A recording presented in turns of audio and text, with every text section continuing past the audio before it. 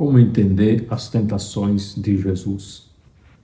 Qual é a diferença das suas tentações das nossas tentações?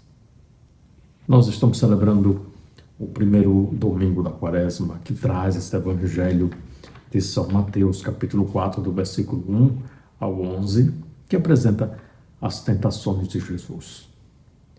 Jesus foi levado ao deserto pelo Espírito de Deus. O Espírito o conduziu para ser tentado pelo diabo. Então vai para o deserto para ser tentado pelo diabo. Jesus não vai para o deserto para obter a perfeição. Jesus é a perfeição. Quando nós vamos ao deserto nesse período de Quaresma, tem um objetivo: a nossa conversão. Jesus vai para o deserto para a nossa conversão, para a nossa salvação.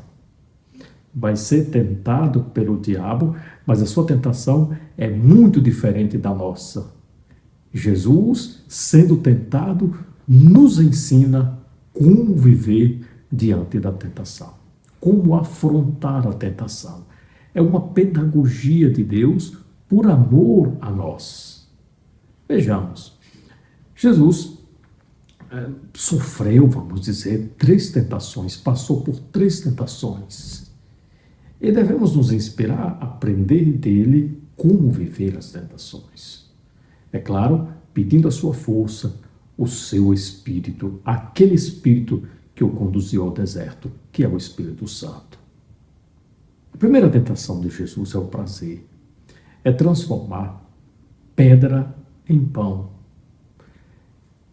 Passa 40 dias, 40 noites sem comer, sente fome. É uma fome muito grande. Vamos dizer que chegou a um nível de fragilidade humana, física, biológica, e o psicológico acompanha. Não é que o psicológico esteja muito bem, estando o biológico assim, com toda essa dificuldade. Jesus, o que vai fazer diante dessa tentação? Também o que Jesus vai fazer diante da tentação do poder, que é dar a ordem aos anjos. Então ele vai para um lugar alto, se joga e dá ordem aos anjos, e os anjos pegam ele. Não deixam ele cair, já que ele é poderoso. Depois vem um outro poder, que é o poder, ou melhor, que a outra tentação é a tentação do ter. Aqui, que é aceitar todos os reinos do mundo. Então ele renunciaria de ser o rei, aquele rei que vai entrar no domingo de Ramos, aquele rei simples, montado num jumentinho, que entra para dar a própria vida pela nossa vida, e não aquele que vai entrar para consumir a vida dos outros, que é o caso dos reis do mundo, que não coordenam para os outros, coordenam para si mesmo. Até hoje nós vemos a política. Entra um político, sai outro político, e nós sonhamos que ele venha resolver nossos problemas, e mais aumentam. Por quê? Porque eles têm um objetivo de salvar o seu grupo. E Jesus faz completamente o contrário. Ele entra para dar a sua vida para que nós possamos ter a vida. E não entrar para ter a vida roubando a vida dos outros. Bom, voltemos às tentações. Então Jesus tem essa tentação de ter tudo, de se tornar um rei mundano. Jesus não aceita, não segue nenhuma proposta do diabo. Mas qual é essa diferença da tentação de Jesus da nossa? Já que Jesus também passou por essas 3 tentações, e nós passamos cotidianamente. Tantos de nós que já estamos como sempre digo, num piloto automático. já não vem nem mesmo a tentação, mas já tem como que um costume, uma habitude, uma paixão, uma vivência constante nisso, do prazer, do poder e do ter. Veja, tem uma grande diferença. Jesus sofreu um nível de tentação que foi a tentação da sugestão, por meio da sugestão. O diabo sugeria e Jesus não dialogava com o diabo, mas Jesus respondia com a palavra de Deus.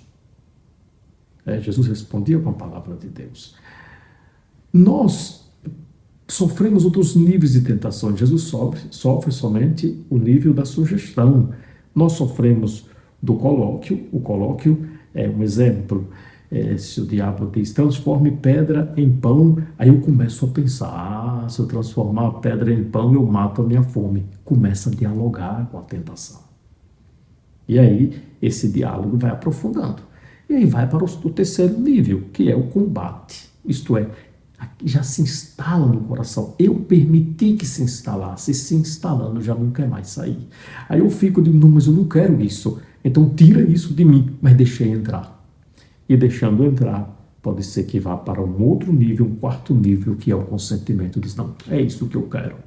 Então, eu vou para o pecado. Então já começa a pecar no coração, porque isso aí já é o consentimento. E vai para a paixão, isto é, vai viver no piloto automático do prazer, do poder, do ter, consumindo a vida dos outros.